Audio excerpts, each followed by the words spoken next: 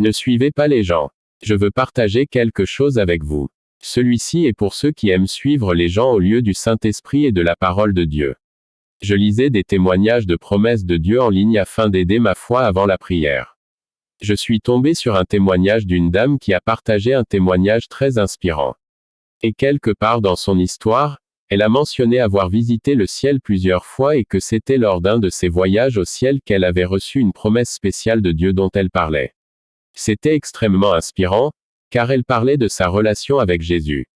Mais j'ai eu des questions quand j'ai vu sa photo parce qu'elle était extrêmement mondaine, et même presque nue dans certaines des photos qu'elle partageait sur son site. Je me suis juste dit, elle est allée au paradis, et a rencontré Jésus aussi saint qu'il est, et pourtant elle peut encore être aussi mondaine.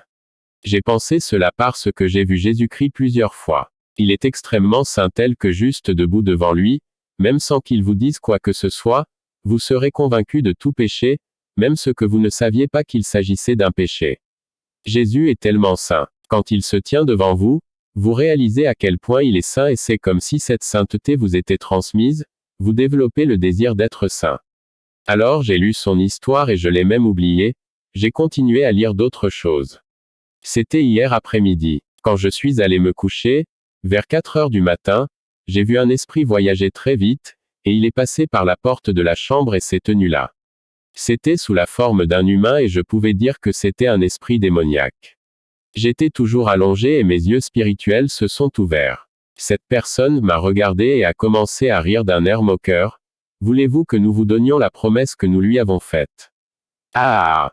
Cette personne a parlé de la promesse qu'ils ont faite à cette dame parce que dans son histoire, la dame parlait d'une promesse qu'elle aurait reçue de Dieu. Je faisais une étude sur les promesses de Dieu.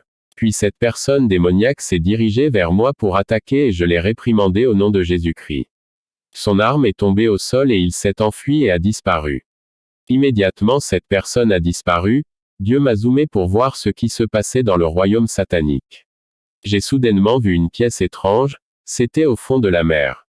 Cet endroit était complètement dans l'eau, tout comme un bâtiment profondément sous la mer, l'océan, mais à l'intérieur du bâtiment lui-même, c'était juste sec et normal, seulement que je pouvais voir de l'eau au-dessus du bâtiment, sur les côtés et en dessous. J'ai vu une pièce à l'intérieur de ce bâtiment. Les murs étaient entièrement recouverts de miroirs. Puis j'ai vu 2 femmes assises sur 2 trônes. Ils portaient de longues robes royales avec quelque chose comme une ceinture, et tous 2 avaient des couronnes sur la tête.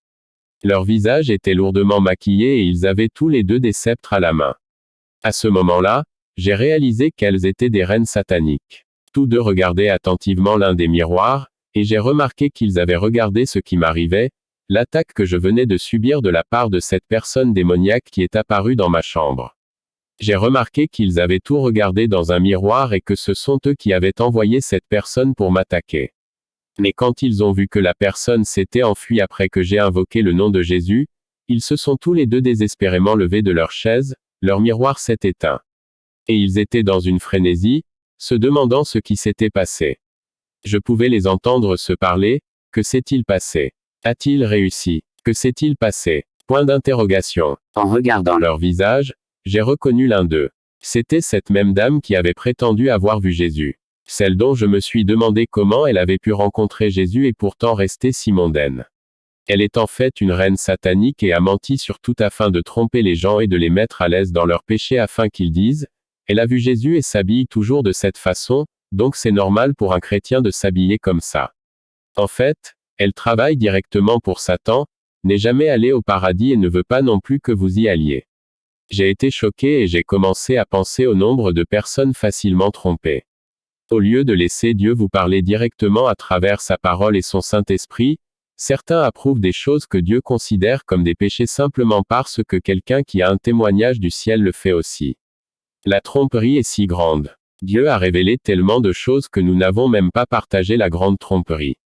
Mais ce que je peux vous dire, c'est que c'est le moment de chercher Dieu par vous-même. Ne comptez pas sur une personne. Il y a tellement de loups déguisés en brebis que Satan s'est transformé en ange de lumière. Veuillez développer une relation personnelle avec Dieu, si vous ne voulez pas être confus et perdu. Dieu ne vous mentira jamais. Il veut que vous soyez sauvés. Lisez la Bible comme jamais auparavant, priez comme jamais auparavant.